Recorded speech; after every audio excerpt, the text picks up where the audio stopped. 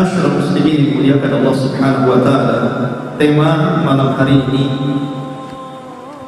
adalah mengenal wasiat-wasiat Rasul, terutama wasiat Nabi sallallahu alaihi wasallam yang merupakan akhir wasiat beliau ketika Nabi sallallahu alaihi wasallam melaksanakan haji yang terakhir beliau, atau disebut dengan Hajjatul Wada'. Wasiat ini teramat penting sekali untuk kita kenali, karena kalaulah seandainya orang tua kita sebelum meninggal dunia kemudian berwasiat kepada kita, tentu kita ingin melaksanakan wasiat orang tua kita. Bahkan sebagian orang takut kalau seandainya tidak menunaikan wasiat orang tuanya. Bagaimana pula kalau yang berwasiat itu adalah Rasul sallallahu alaihi wasallam? Tentu wasiat Rasul jauh lebih mulia dibandingkan wasiat orang tua kita sebelum wafat. Ma'asyiral muslimin dimuliakan Allah Subhanahu wa taala. Kita tahu bahwa Nabi sallallahu alaihi wasallam melaksanakan haji wada, dan itu haji pertama dan terakhir beliau, tepat pada tahun ke-10 Hijriah, 3 bulan sebelum wafat beliau. Karena Nabi sallallahu alaihi wasallam wafat pada bulan Rabiul Awal, hari Senin di tahun ke-11 Hijriah. Dan Nabi sallallahu alaihi wasallam haji di bulan Dzulhijjah, di tanggal 8 Dzulhijjah dan diakhiri sampai 13 Dzulhijjah. Maka dari Dzulhijjah ke Rabiul Awal itu hanya ada 3 bulan: Muharram, Safar, Rabiul Awal. Jadi jarak wafat Nabi sallallahu alaihi wasallam ke haji itu cuma 3 bulan saja. Artinya bahwa Nabi sallallahu alaihi wasallam tidak lama setelah haji beliau kemudian beliau pupus dan pulang ke rahmatullah. Ma'asyiral muslimin dimuliakan Allah Subhanahu wa taala. Kita tahu bahwa setelah haji Nabi sallallahu alaihi wasallam ada satu ayat yang merupakan penegasan tentang bahwa apa yang disampaikan Nabi sallallahu alaihi wasallam itu sudah semuanya. Maknanya Islam sudah sempurna. Di mana Allah Subhanahu wa taala berfirman, "Al-yauma akmaltu lakum dinakum wa atmamtu 'alaikum ni'mati wa raditu lakumul Islam dinan." Pada hari ini kata Allah Subhanahu wa taala, aku sempurnakan kepada kalian agama kalian, aku sempurnakan nikmatku untuk kalian, dan aku redha Islam sebagai agama kalian. Ketika turun ayat ini, tentu Umar bin Khattab radhiyallahu anhu, di mana Nabi sallallahu alaihi wasallam telah menyampaikan seluruh wasiat atau firman Allah Subhanahu wa taala kepada umatnya. Berbeda dengan Abu Bakar Siddiq radhiyallahu anhu. Justru ketika turun ayat ini, Abu Bakar Siddiq radhiyallahu anhu menangis, sehingga orang-orang bertanya kepada Abu Bakar, "Ya Abu Bakrin, wa ma yubki?" Wahai Abu Bakar, kenapa Anda menangis? Kata Abu Bakar, sesungguhnya ayat ini adalah na'yun Nabi sallallahu alaihi wasallam, alamat akan berpisahnya Nabi sallallahu alaihi wasallam dengan kita. Maka ketika Nabi sallallahu alaihi wasallam kemudian pulang ke Madinah setelah melaksanakan haji wada, kemudian 9 hari sebelum wafat beliau turun surat atau ayat yang paling akhir dalam Al-Quran turun. Allah Subhanahu wa taala berfirman, "Wattaqu yawman turja'una fihi ila Allah, thumma tuwaffa kullu nafsin ma kasabat wa hum la yudhlamun." Dan hendaklah takut akan satu hari yang kalian akan dikembalikan kepada Allah.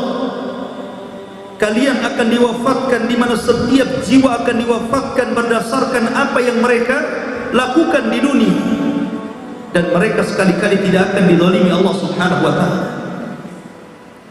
Ayat yang terakhir turun ini turun 9 hari sebelum wafat Nabi sallallahu alaihi wasallam. Kemudian 5 hari sebelum wafat Nabi sallallahu alaihi wasallam, Nabi sempat mengingatkan tauhid. Dari sini kata para ulama, tauhid itu awal kewajiban seorang muslim dan akhir kewajiban seorang muslim. Orang kalau awal saja tauhid tetapi akhir tidak bertauhid, maka dia dikatakan su'ul khatimah. Tapi kalau orang itu awalnya tidak bertauhid tetapi akhirnya bertauhid, maka dia akan meninggal dalam posisi husnul khatimah. Karena Nabi sallallahu alaihi wasallam bersabda, siapa yang di akhir ucapannya la ilaha illallah ikhlas dalam hatinya, maka dia masuk surga. Maka 5 hari sebelum wafat Rasul mengingatkan tentang urusan tauhid. Ketika itu Nabi sallallahu alaihi wasallam berada di pembaringan karena sakit yang kemudian terus memar akibat daripada racun yang dimakan Nabi sallallahu alaihi wasallam dalam perang Khaybar. Makanan yang diberikan oleh Zainab bintul Harith, seorang wanita Yahudi, yang dicampurkan dengan daging kambing. Kemudian Nabi SAW sempat memakan sedikit. 4 tahun racun ini tidak berpengaruh. Tapi setelah kemudian di akhir hayat beliau racun ini berpengaruh sehingga Rasul jatuh sakit. Lah sakit Nabi sallallahu alaihi wasallam ini semakin memarah, sehingga dalam pembaringan Nabi sallallahu alaihi wasallam Rasul mengatakan, la'natullah 'alal yahud wan nasara alladzina ittakhadhu qubur anbiya'ihim masajid. Laknat Allah kepada orang-orang Yahudi, kepada orang-orang Nasrani yang menjadikan kuburan-kuburan nabi-nabi mereka dijadikan tempat sujud. Nabi SAW ingatkan umat ini dari kesyirikan. Kemudian ikhwafid dimuliakan Allah Subhanahu wa taala, setelah kemudian Nabi SAW agak sedikit sehat badannya, maka Nabi SAW kemudian berziarah untuk melihat kuburan syuhada Uhud. Di mana? Di kuburan Baqi. Kuburan Baqi itu dekat dengan Masjid Nabawi, hanya jalan kaki saja. Dan Nabi SAW rumahnya di samping masjid. Kemudian Nabi SAW masuk ke dalam kuburan. Kemudian Rasul mengucapkan salam, assalamu alaikum ya ahla Uhud, nas'alullah wa lakumul afiyah. Kata Nabi SAW, keselamatan bagi kalian wahai syuhada Uhud. Kami meminta kepada Allah agar Allah Subhanahu wa taala memaafkan kalian. Kemudian Rasul mengatakan, antum as-sabiqun wa nahnu insyaallah bikumul lahiqun. Kalian semua telah mendahului kami dan kelak kami juga akan menyusul kalian. Maka Nabi SAW pulang dari kuburan Baqi. Sepanjang jalan Nabi SAW menangis. Kemudian para sahabat ketika itu bertanya kepada Rasul, wa ma yubkika ya Rasulullah, kenapa anda menangis wahai Rasul? Setelah dia melihat kuburan syuhada Uhud, dia menangis, dan sepanjang jalan pulang ke rumahnya dia menangis. Sehingga para sahabat bertanya, kenapa Anda menangis wahai Rasul? Kemudian kata Nabi SAW, ishtaqtu ila ikhwan, aku rindu berjumpa dengan saudara-saudara. Sahabat heran ketika itu dan mengatakan, ya Rasulullah, awalasna ikhwanuka ya Rasulullah. Rasul, bukankah kami saudara-saudara? Maka Rasul mengatakan, kalian bukan saudara-saudaraku, tapi kalian ashabi, sahabat-sahabat. Lalu siapa saudara-saudaramu wahai Rasul? Maka Nabi SAW mengatakan, aqwamun ya'tuna min ba'di yu'minuna bi walam yarawni. Sebuah kaum yang mereka akan datang sepeninggalku, mereka beriman kepadaku padahal mereka tidak pernah melihatku. Ma'asyiral muslimin rahimani wa rahimakumullah. Maka kemudian 3 hari sebelum wafat Nabi SAW, semakin memarah sakit Nabi SAW.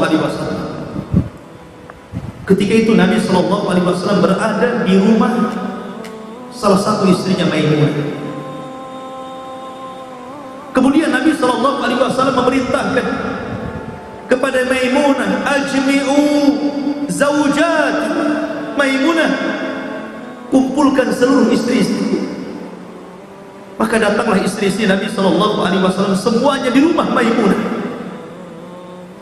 Kemudian kata Nabi SAW, atadzanunani an abqa fi baiti Aisyah. Maukah kalian izinkan aku untuk berada di rumah Aisyah? Maka seluruh istri-istri Nabi mengatakan, ya, kami izinkan Anda wahai Rasul untuk berada di rumah Aisyah radhiyallahu anha. Ketika itu Nabi SAW berusaha bantu, tapi karena sakit yang parah Rasul tidak bisa bantu. Akhirnya datanglah Ali bin Abi Thalib radhiyallahu anhu dan juga Fadl ibn Abbas radhiyallahu anhu. Kemudian memapah Nabi SAW, mengantarkan dari rumah Maimunah ke rumah Aisyah radhiyallahu anha. Sesampainya di rumah Aisyah radhiyallahu anha, sepanjang jalan para sahabat melihat Rasul dalam kondisi seperti itu. Belum pernah para sahabat melihat, belum pernah seumur hidup para sahabat melihat Rasul dalam kondisi susah, tertatih-tatih dibawa oleh Ali dan Fadl ibn Abbas. Sehingga ketika melihat kondisi Nabi SAW seperti itu, seluruh para sahabat akhirnya datang dari mana-mana berkumpul di masjid Nabi. Mereka ketakutan, sebagian mereka menangis. Akhirnya kemudian suara mereka sampai kepada suara rumah Aisyah radhiyallahu anha, karena kita tahu bahwa masjid Nabi SAW dengan rumah Aisyah itu berdekatan, sehingga suaranya sampai ke rumah Aisyah radhiyallahu anha. Maka Nabi SAW kemudian meminta kepada Aisyah radhiyallahu anha untuk mendatangi para sahabat. Akhirnya ketika Nabi pingsan, kemudian berusaha disadarkan. Setelah sadar, maka Nabi SAW kemudian menemui para sahabat Rasul. Naiklah di atas mimbar. Dengan lemahnya Nabi SAW ketika itu, kata Nabi SAW, ayyuhan nas, ka'annakum takhafuna alayya. Wahai manusia, kelihatannya kalian takut kepadaku. Ada apa dengan kalian?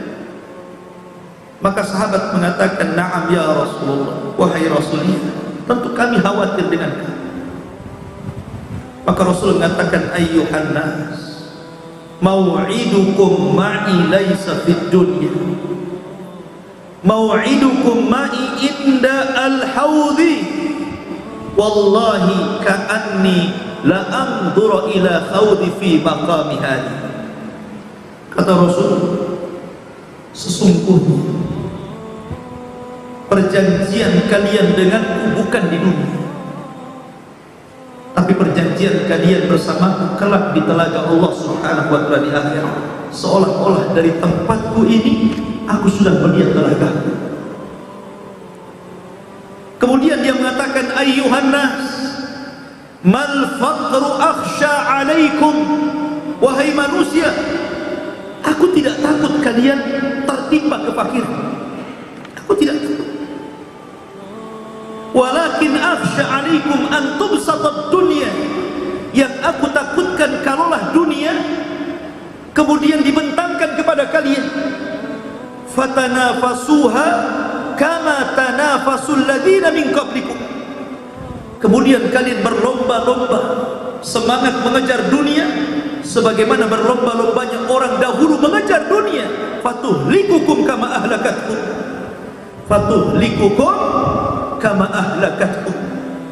Maka dunia akan menghancurkan kalian sebagaimana orang dulu dihancurkan dunia.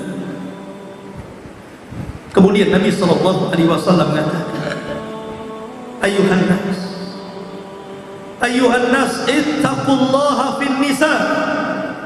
Wahai manusia, jagalah wanita-wanita kalian. Usikum bin nisa'i khairan. Aku wasiatkan kepada kalian, jagalah wanita-wanita kalian, istri-istri kalian, anak perempuan-perempuan kalian.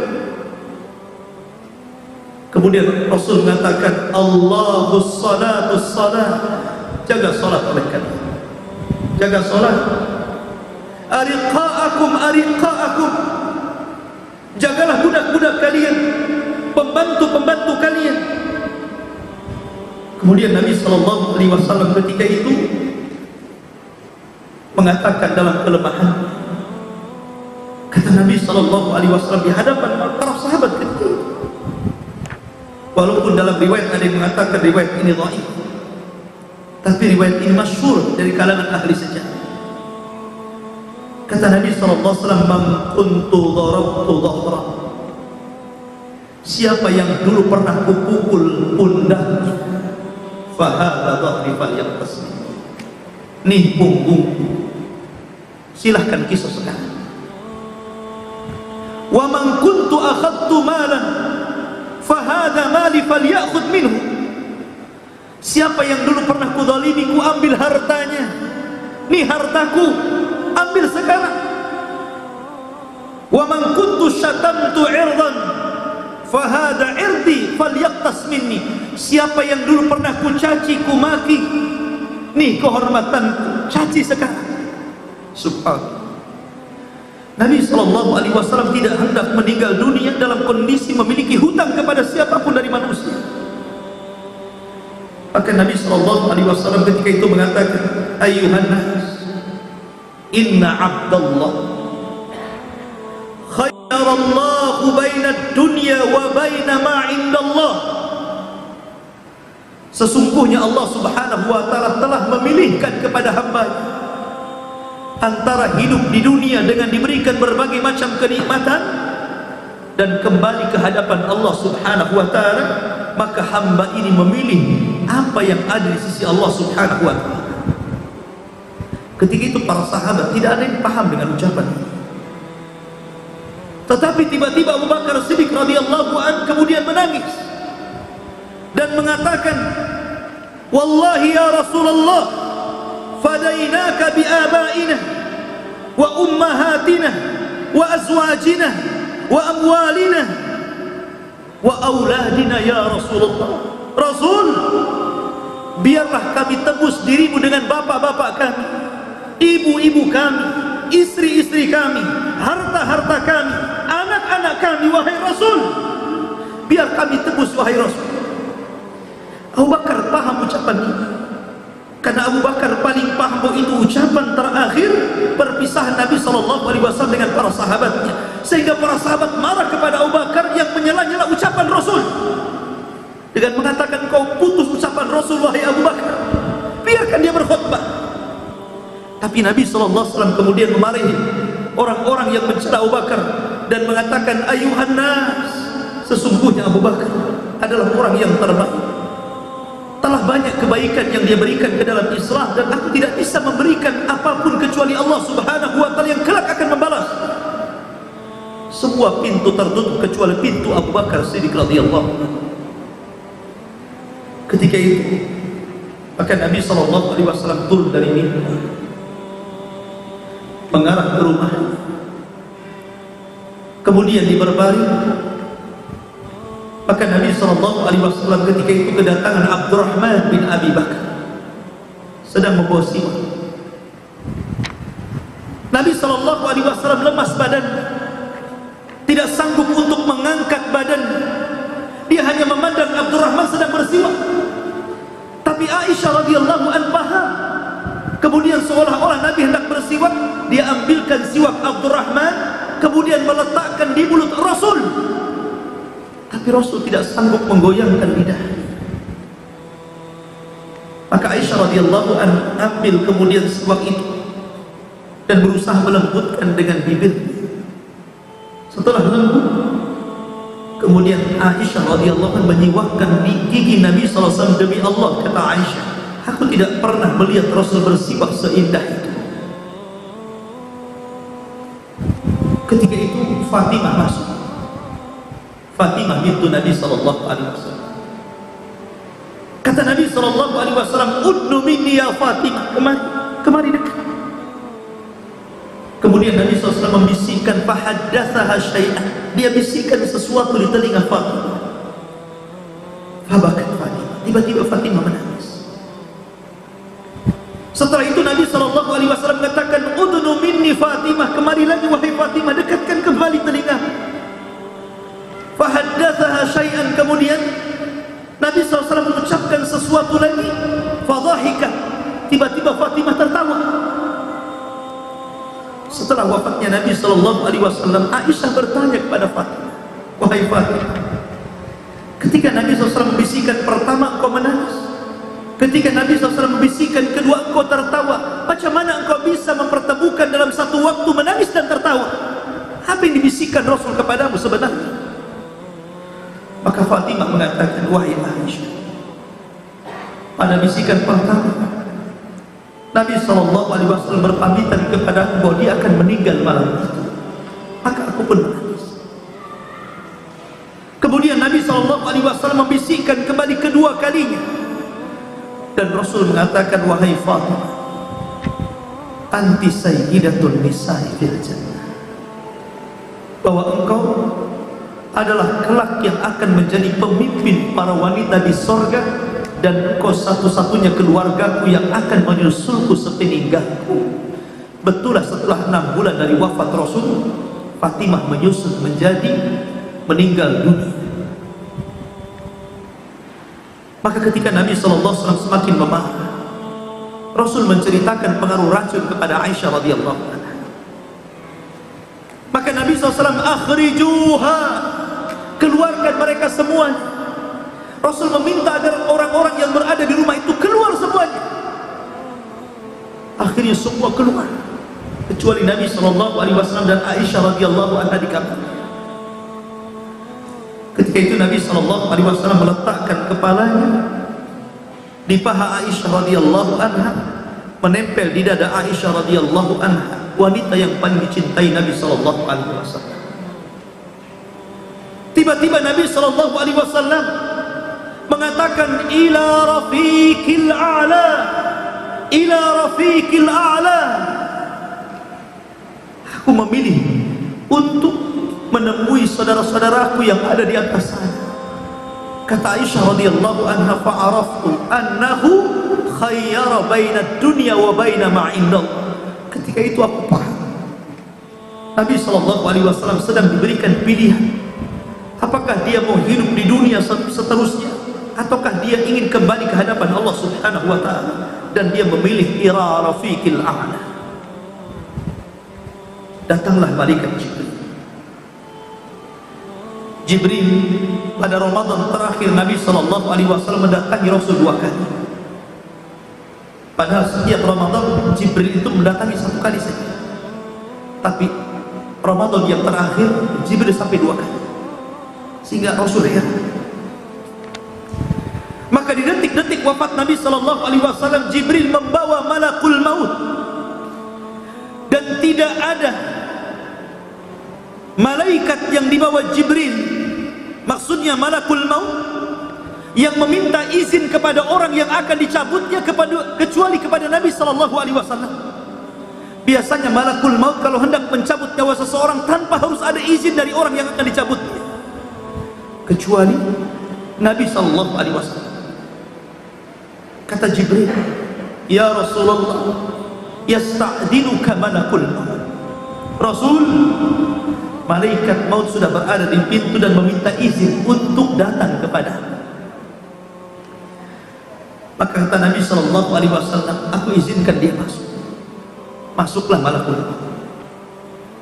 Kemudian berdiri di samping Nabi sallallahu alaihi wasallam.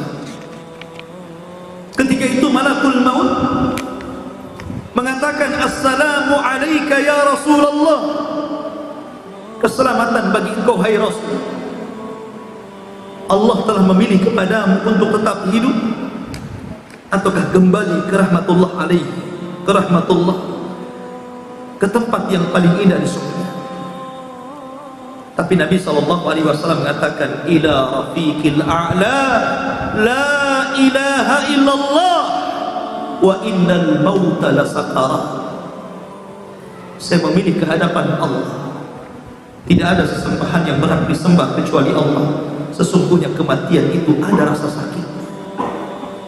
Maka malaikat Jibril, malaikat maut, mengatakan, "Ya ayyuhar ruhu thayyibah, ruhu Muhammad ibn Abdullah, ukhruji ila ridwanillahi ta'ala." Wahai ruh yang baik, ruh Muhammad bin Abdullah, keluar kepada keridhaan Allah subhanahu wa ta'ala. Maka ketika itu Nabi SAW meninggal dunia tepat di hari Senin pada bulan Rabiul Awal pada tahun ke-11 Hijriah. Nabi SAW wafat di hari Senin dan dikebumikan di hari Rabu. 3 hari jasad Nabi SAW berada di atas bumi. Aisyah radhiyallahu anha memandang Rasul. Ketika itu Aisyah radhiyallahu anha tahu bahwa Nabi SAW meninggal. Dia hanya menangis dan mengatakan, "Muhammadun ma." Muhammad SAW sudah meninggal dunia. Maka diletakkanlah kepala Nabi SAW. Bergegaslah Aisyah kemudian membuka pintu ke arah masjid Nabi dan mengatakan, "Muhammad kan mat." Muhammad sudah meninggal dunia. Maka seluruh manusia tiba-tiba serentak menangis dengan gemuruh tangisan yang hebat, yang luar biasa. Seluruh penduduk Madinah menangis. Ali radhiyallahu anhu terduduk dan tidak bisa bergerak dan tidak mungkin bangkit. Kelemahan beliau mendengar Rasul meninggal dunia. Utsman bin Affan radhiyallahu seolah-olah seperti anak-anak, hilang akalnya. Dia melihat ke kanan ke kiri seolah-olah tidak tahu apa yang dicari. Umar bin Khattab mencabut pedangnya, kemudian mengatakan, "Siapa yang mengatakan Muhammad mati, kupenggal lehernya." Muhammad sama dengan Musa sedang pulang kepada Allah dan akan pulang kembali setelah 40 hari untuk mematahkan tangan dan kaki orang-orang munafik. Seluruh para sahabat kebingungan ketika itu, kecuali Abu Bakar Siddiq radhiyallahu anhu. Subhanallah, hanya Abu Bakar Siddiq radhiyallahu anhu Allah berikan ilham ketenangan. Datanglah Abu Bakar Siddiq radhiyallahu anhu menegur Umar bin Khattab yang ketika itu sesumbar dan sesumbar. Kata Abu Bakar, "Uskut ya Umar, diam Umar, ijlis." Tapi Umar terus bicara. Maka Abu Bakar tidak mempedulikan Umar. Dia masuk ke kamar Aisyah radhiyallahu anha, dilihatnya Rasul sallallahu alaihi wasallam sudah terbujur, sudah meninggal dunia. Kemudian disingkapnya wajah Nabi SAW, kemudian dicium keningnya, kemudian mendoakan Rasul dan memuji-muji. Abu Bakar pun keluar. Naiklah Abu Bakar ke atas mimbar Rasul. Kemudian Abu Bakar mengatakan, "Ayyuhan nas, man kana minkum ya'budu Muhammadan inna Muhammadan qad wa man kana minkum ya'budullaha fa innallaha hayyun la yamut. Hei manusia, siapa di antara kalian yang masih menyembah Muhammad, ketahuilah Muhammad sudah meninggal dunia. Tapi kalau kalian menyembah Allah Subhanahu wa ta'ala, ketahuilah Allah zat yang tidak akan pernah mati dan akan senantiasa hidup. Kemudian Abu Bakar Siddiq radhiyallahu membacakan satu ayat. Kata Abdullah bin Abbas radhiyallahu anhuma, ketika mendengar para sahabat ayat yang dibacakan Abu Bakar, seolah-olah sahabat baru sadar, dan seolah-olah ayat itu seolah-olah baru turun ketika itu, pada ayat ini sudah jauh di zaman Rasul masih hidup ayat itu. Kemudian Abu Bakar mengatakan, wa ma Muhammadun illa rasulun qad khalat min qablihi ar-rusul afa imma ta'aw qutilan qalabtum ala aqabikum wa man yanqalib ala aqibaihi fala yadurrullaha syai'an wa sayazillahu syakirin. Tidaklah Muhammad itu melainkan sama dengan rasul-rasul yang lain. Apakah kalau dia mati atau dibunuh kalian akan kembali murtad lagi ke belakang kalian? Demi Allah, siapa yang murtad lagi ke belakang kalian tidak mencelakakan Allah sedikit pun, karena Allah hanya akan membalas kepada orang-orang yang bersyukur kepadanya. Ma'asyiral muslimin rahimani wa rahimakumullah. Maka Nabi SAW jauh sudah meninggalkan kita semua, tapi Rasul selalu merindukan kita. Apa kata Nabi? Aku rindu dengan saudara-saudaraku. Kata para sahabat, awalasna ikhwanuka ya Rasulullah. Rasul, bukankah kita saudara, wahai Rasul? Kata Rasul, bukan, kalian sahabat. Saudara-saudaraku itu satu kaum kita ini yang datang sepeninggalku. Mereka beriman kepadaku dan tidak pernah melihat Nabi SAW. Allahumma salli ala Muhammad. Ma'asyiral muslimin yang dimuliakan Allah Subhanahu wa ta'ala. Sebelum meninggal Nabi SAW, Nabi SAW pernah berkhutbah dengan khutbah yang luar biasa. Seumur hidup Rasul tidak pernah berkhutbah sehebat ini. Khutbah yang mengingatkan segala hal. Khutbah yang paling besar, Arafat dunia, yang dikenal sepanjang dunia. Tidak ada khutbah yang paling besar kecuali khutbah ini. Para ulama menyebut dengan khutbatul hajjatil wada, khutbah hajah atau haji wada, atau dikenal dengan khutbah Arafah. Pada hari Jumat, ketika Nabi SAW berada di padang Arafah, di tempat yang sangat mulia, di waktu yang sangat mulia, Nabi SAW berceramah di hadapan para sahabat, mengingatkan berbagai macam hal. Salah satunya kata Nabi SAW, isma'u qawli, dengarkan ucapanku wahai para sahabat. La'alli la adri, boleh jadi aku tidak tahu. La alqakum ba'da ami hadha fi mauqifi hadha abada, boleh jadi setelah khutbah ini, kata Rasul, aku tidak mungkin lagi berjumpa dengan kalian di tempat yang ku berpijak di sini. Sahabat ketika itu kaget, kenapa Rasul bisa ngomong seperti itu? Seolah-olah Nabi SAW akan berpisah. Tapi Nabi SAW sudah merasakan dalam hatinya bahwa dia akan memisahkan atau akan berpisah dengan para sahabatnya, terutama setelah turunnya ayat idza jaa nasrullah wal fath wa ra'aitan nas yadkhuluna fi dinillahi afwaja fasabbih bihamdi rabbika wastaghfir innahu kana tawwaba. Setelah manusia berbondong-bondong masuk Islam pada waktu Mekah, Rasul sudah merasakan dalam hati bahwa dia akan berpisah dengan para sahabat. Makanya Rasul mengatakan, boleh jadi setelah aku khutbah pada Arafah ini, aku tidak mungkin berjumpa lagi dengan kalian. Dan betul, 3 bulan setelahnya Nabi SAW meninggal dunia. Kata Nabi SAW, ayuhan nas, inna dima'akum wa amwalakum wa a'radakum haramun ka hurmati yaumikum hadha fi syahrikum hadha fi baladikum hadha. Kata Rasul, wahai manusia, sesungguhnya darah kalian, harta kalian, kehormatan kalian terjaga dalam Islam seperti terjaganya hari ini, hari Jumat, hari Arafah, seperti terjaganya bulan ini, bulan Dzulhijjah, Asyhurul Hurum, dan seperti terjaganya tempat ini, Mekah Al-Mukarramah. Subhanallah. Nabi mengingatkan sesuatu yang sangat penting dalam hidup manusia, kehormatan seorang muslim. Bahwa kehormatan seorang muslim di dunia ini sama seperti Ka'bah,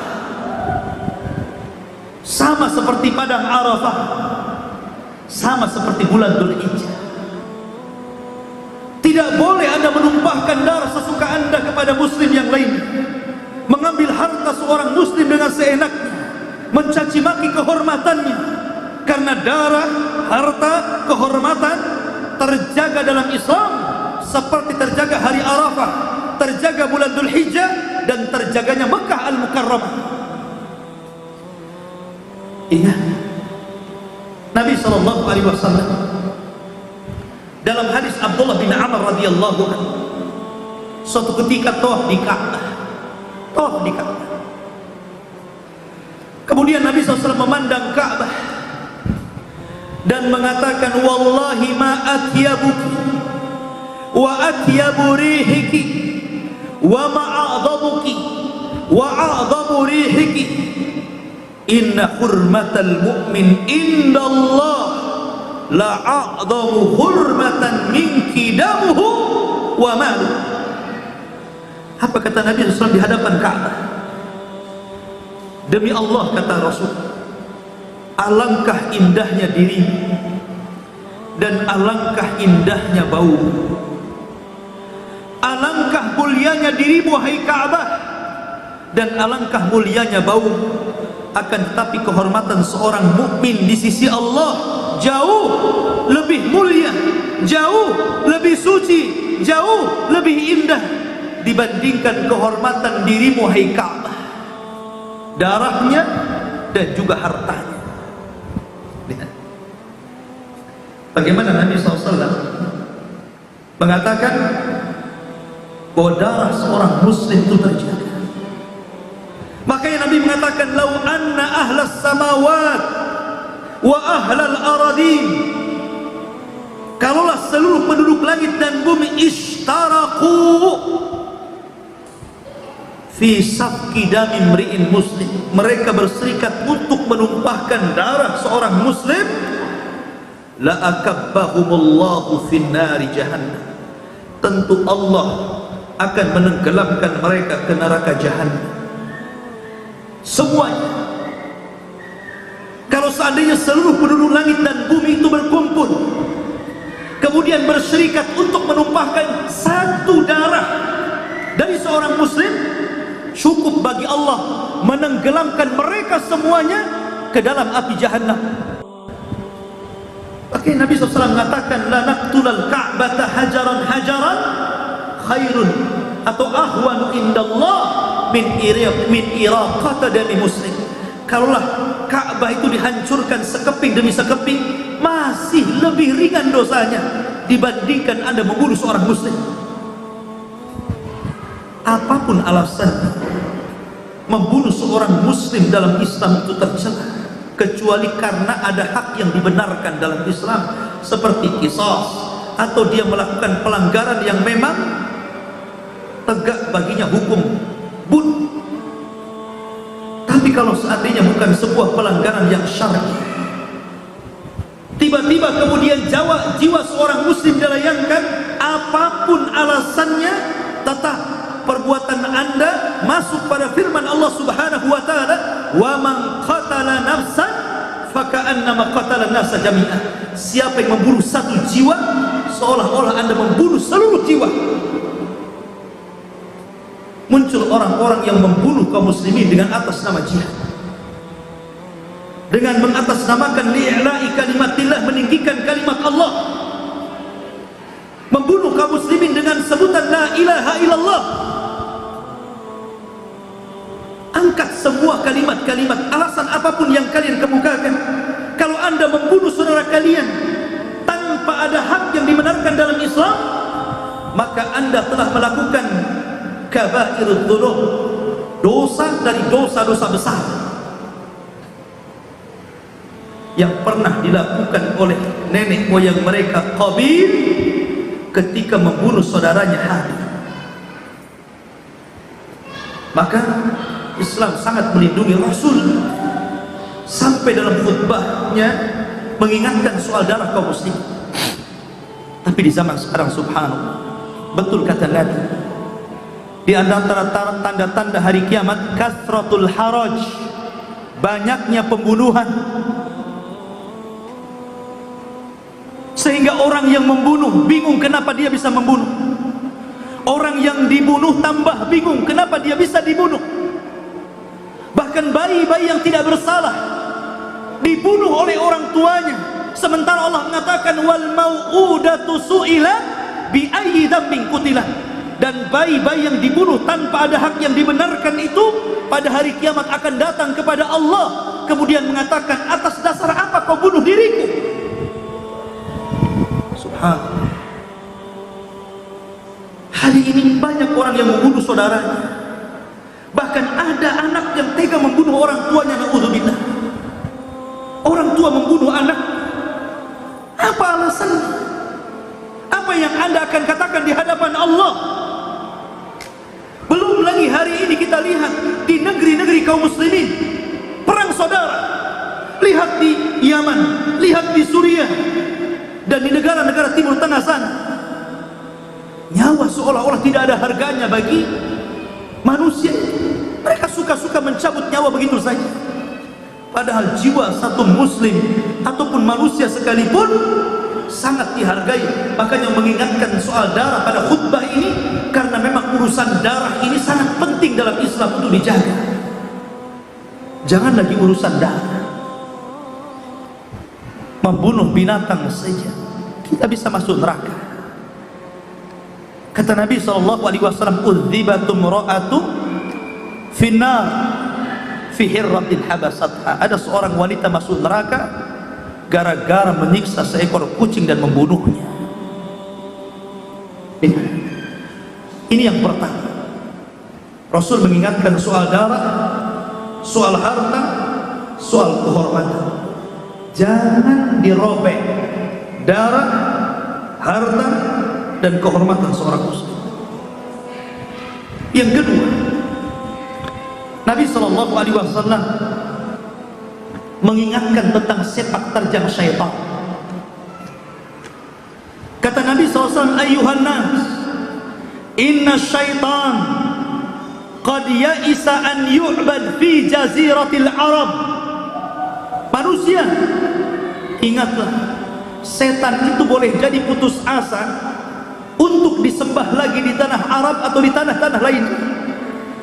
Mungkin setan susah untuk disembah oleh manusia, tapi setan punya jurus lain yang sangat jitu. Dan kata Nabi SAW, hati-hati dengan jurus setan ini. Apa kata Nabi SAW? Walakin radiyah, tapi setan sangat redha, mimma tahkiruna min a'malikum fahdharu. Tapi setan senang, setan ridha terhadap apa-apa yang kalian remehkan dari amalan-amalan kalian. Hati-hati kalian, hati-hati kalian, jangan pernah meremehkan amalan apapun dalam Islam.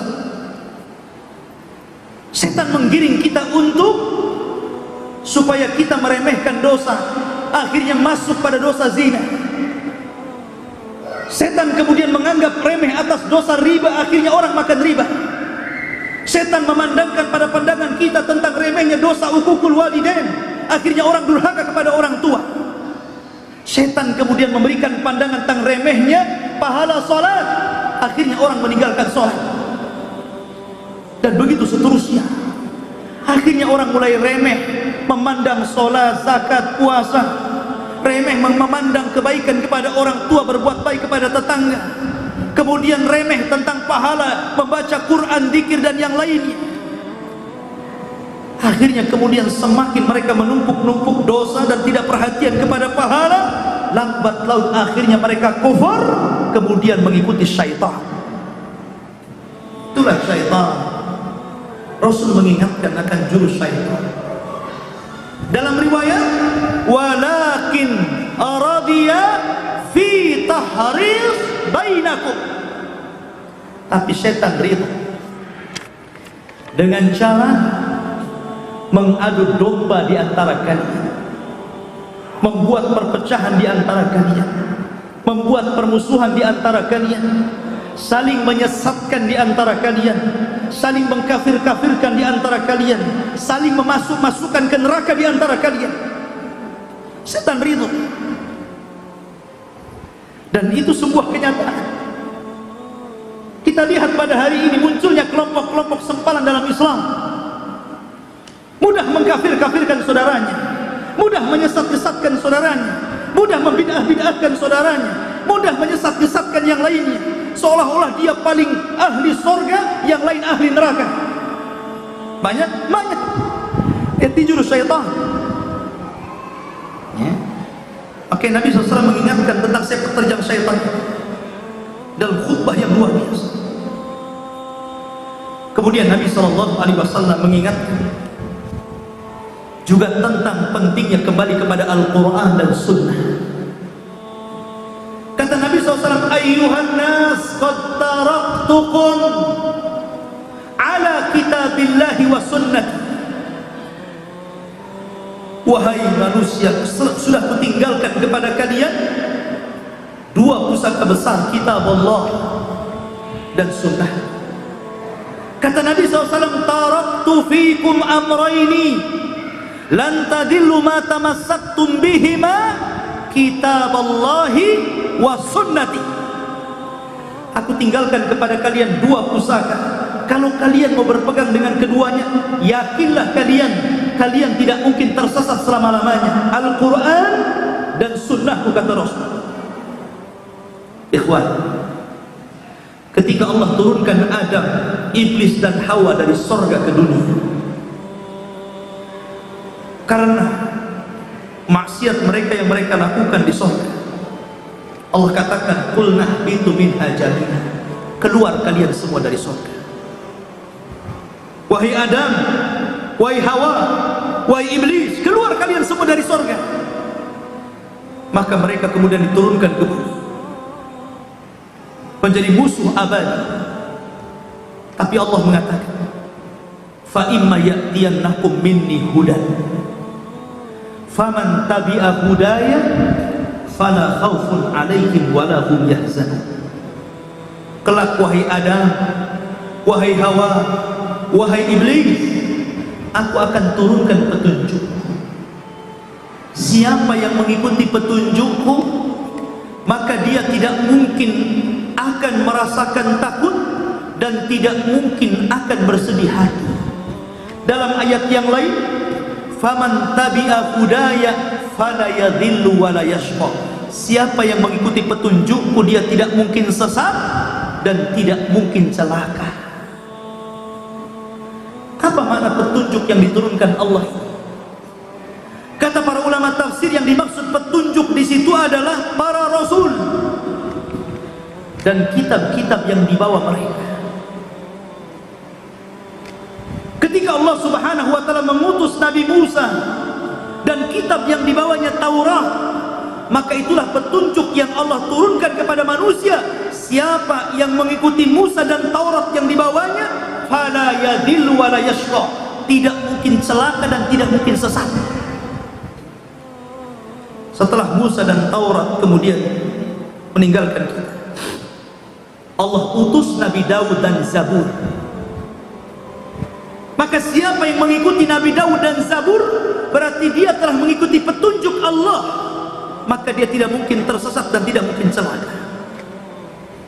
Kemudian Daud meninggal dunia, dan juga Zabur dilupakan manusia. Allah Subhanahu wa taala utus Nabi Isa bersama Injil. Itulah hidayah yang Allah turunkan. Maka ketika itu siapa yang mengikuti Isa bin Maryam dan Injil yang dibawanya, fala yadhillu wala yashqa, dia tidak mungkin tersesat dan tidak mungkin celaka.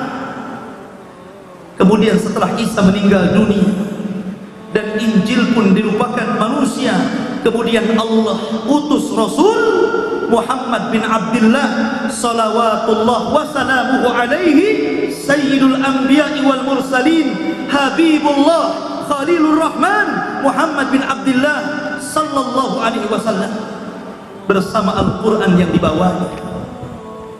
Maka ketika kita mengikuti Rasul dan Al-Quran yang dibawanya, itulah petunjuk yang Allah turunkan. Faman tabi'a hudaya fala yadhillu wala yashqa.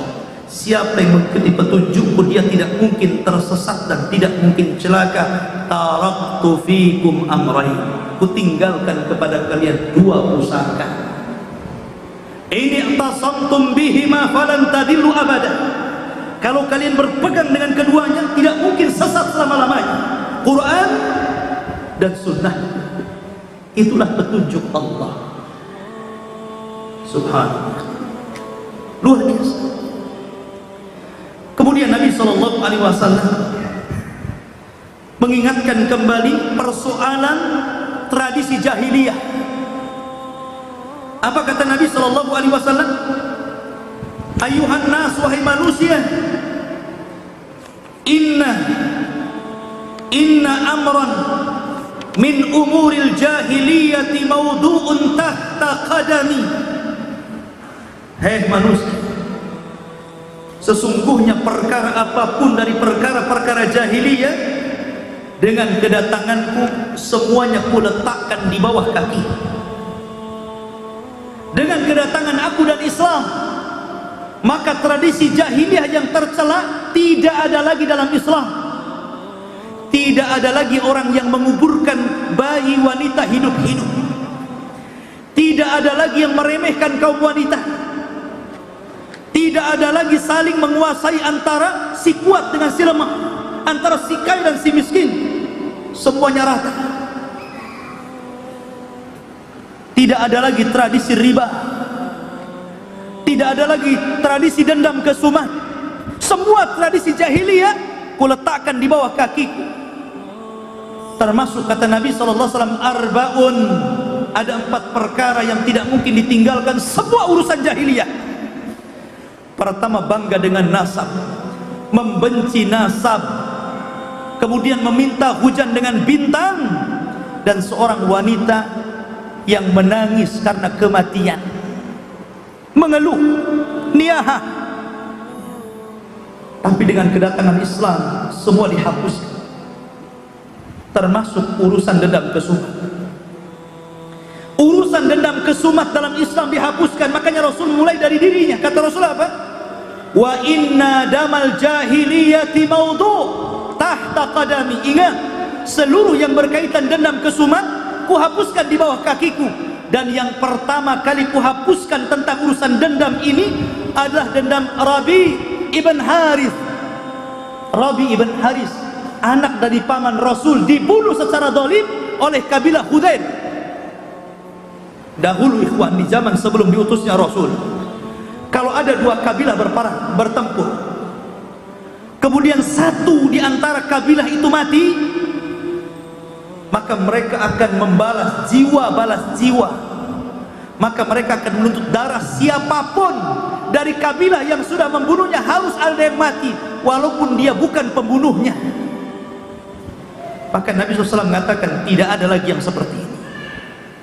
Yang ada hanya qisas, yang dibunuh, yang membunuh saja. Makanya Rasul mengatakan tidak ada dendam kesumat.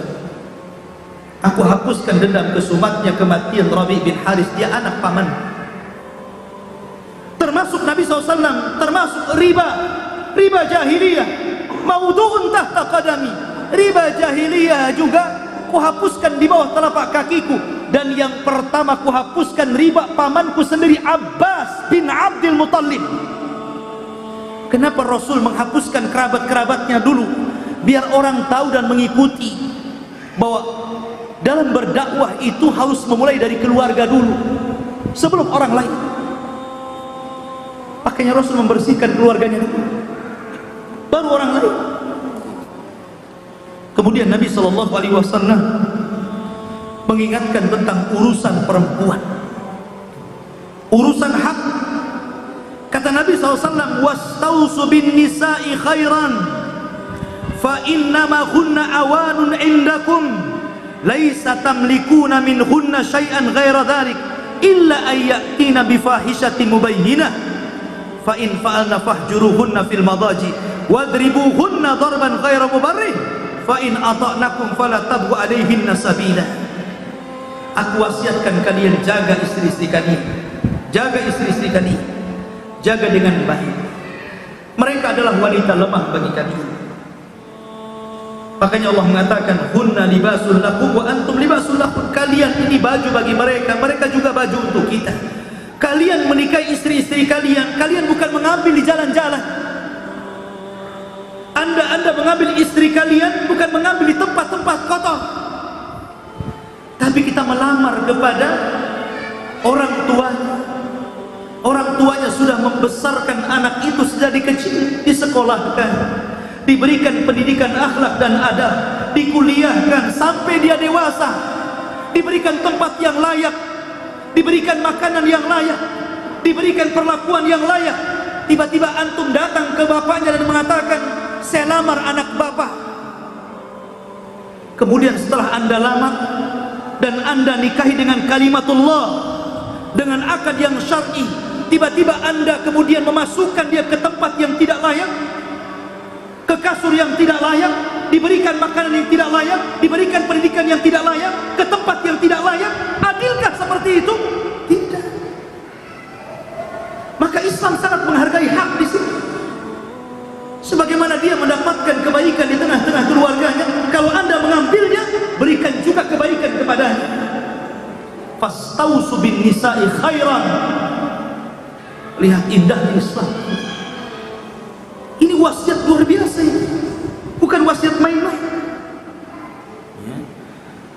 Makanya kemudian Nabi SAW mengingatkan kepada kita semuanya, kecuali kalau istri kalian itu memang mereka mendatangkan akhlak yang buruk, melakukan penyelewengan dalam keluarga, baru kemudian kita angkat bicara.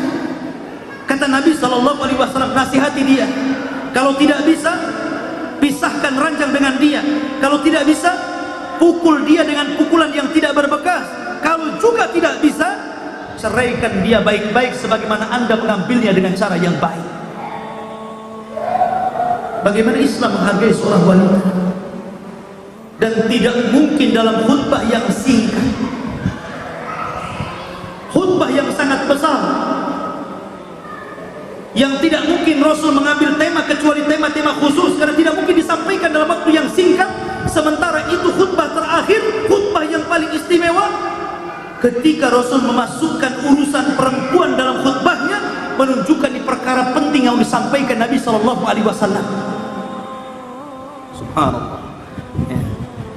Dan banyak khutbah-khutbah atau materi-materi khutbah yang disampaikan dalam khutbah ini. Dan yang terakhir, karena waktu sudah jam 9, Nabi mengingatkan tentang persaudaraan dan persatuan. Apa kata Rasul? Ayuhan nas, inna rabbakum wahid. Tuhan kalian satu. Wa inna abakum wahid. Bapak kalian juga satu. Kalian dari Adam, kullukum min Adam wa Adamun min turab, la fadla bainal Arabi wal A'jam, walal A'jam alal Arab, walal Aswad alal Ahmar, walal Ahmar alal Aswad, illa bitaqwallah. Maka Nabi membacakan sebuah ayat, inna akramakum indallahi atqakum. Kata Nabi SAW, bapak kalian satu Adam, Adam dari tanah. Tidak ada keutamaan bangsa Arab dengan non-Arab. Tidak ada keutamaan non-Arab dengan Arab. Tidak ada keistimewaan orang yang berkulit hitam dengan berkulit merah. Tidak pula orang yang berkulit merah dengan berkulit hitam. Tidak ada keutamaan kecuali takwa yang membedakan, kata Rasul. Kemudian Rasul membacakan ayat, sesungguhnya orang yang paling mulia di antara kalian adalah orang yang paling takwa. Ketika Fathu Makkah, Nabi SAW sudah menaklukkan seluruh orang-orang musyrik yang ada di Mekah. Mereka tidak bisa apapun di hadapan Rasul. Rasul bisa saja membunuh mereka. Mereka sudah tidak punya kekuatan. Kalau Rasul pendendam, melihat bagaimana dahulu Nabi SAW disiksa, diusir, bahkan dibunuh, diancam bunuh, dibunuh para sahabat, dibunuh Rasul sehingga harus hijrah dari Mekah ke Madinah. Kalau itu mental Rasul, Rasul bisa saja mengatakan bunuh semua mereka. Tapi Nabi SAW membawa agama rahmat, bukan agama adab. Makanya Rasul mengatakan, idhabu fa'antumut tulaqa, pulang kalian, kalian kumaafkan semua. Aku hanya bisa mengatakan seperti yang dikatakan Yusuf kepada saudara-saudaranya, la tasriba alaikumul yaum, tidak ada celaan hari ini kepada kalian. Saya sudah memaafkan kalian. Ketika orang berkumpul di sekitar Ka'bah, Nabi ingin merontokkan tradisi Arab yang membeda-bedakan antara si miskin, si kaya, orang kuat dan orang lemah, pejabat dan rakyat biasa. Rasul ingin membuktikan hanya takwa yang mengusung dan menjadikan seorang mulia. Ketika Nabi SAW masuk ke dalam Ka'bah, kemudian Nabi SAW memanggil Bilal, Aina Bilal, Aina Bilal, di mana Bilal? Di mana Bilal? Kemudian Nabi SAW mengatakan, sungguh aku telah teringat di tempat ini bagaimana dulu Bilal disiksa, dan mengatakan ahadul ahad, ahadul ahad. Maka hari ini aku ingin buktikan bagaimana mulianya seorang Bilal. Datanglah Bilal, kemudian diajak masuk ke dalam Ka'bah. Subhanallah, nikmatnya Bilal. Tidak ada satupun sahabat yang masuk kecuali Bilal dan Rasulullah. Masuk ke dalam Ka'bah, kemudian sholat 2 rakaat. Setelah sholat, keluarlah keduanya. Kata Nabi SAW, is'ad ilal Ka'bah ya Bilal, naik kamu ke Ka'bah. Ka'bah tinggi, Bilal tidak sanggup naik. Akhirnya Rasul mengatakan kepada Abu Bakar dan Umar, kemari wahai Abu Bakar, kemari wahai Umar, tundukkan pinggang punggungmu untuk Bilal. Akhirnya kemudian Abu Bakar menundukkan, dan Bilal naik di atas pundak Umar dan Abu Bakar, dan itu disaksikan seluruh manusia. Siapa yang tidak kenal Abu Bakar? Siapa yang tidak kenal Umar? Ingin menunjukkan betapa Islam itu mengangkat derajat Bilal. Bukan karena kekayaan, Bilal bukan orang kaya, dia orang miskin. Bukan karena nasab, karena dia tidak punya nasab, dia seorang budak. Tapi yang memuliakan Bilal adalah takwa Allah Azza wa Jalla. Naik dia ke pundak Abu Bakar dan Umar, berhasil naik ke atas Ka'bah. Kemudian dia azan pertama kali seumur hidup, dan azan pertama di Mekah. Allahu Akbar, Allahu Akbar. Seluruh penduduk Mekah bertakbir.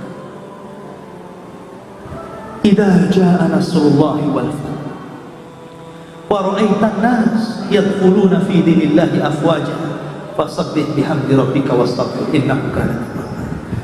Allahu a'lam, saya hanya bisa meningkat juga waktu yang tidak cukup. Mudah-mudahan bisa diambil hikmah dan manfaatnya. Akhirul kalam, subhanallah bihamdika, asyhadu an la ilaha illa anta, astaghfiruka wa atubu ilaik. Allahu a'lam. Assalamualaikum warahmatullahi wabarakatuh.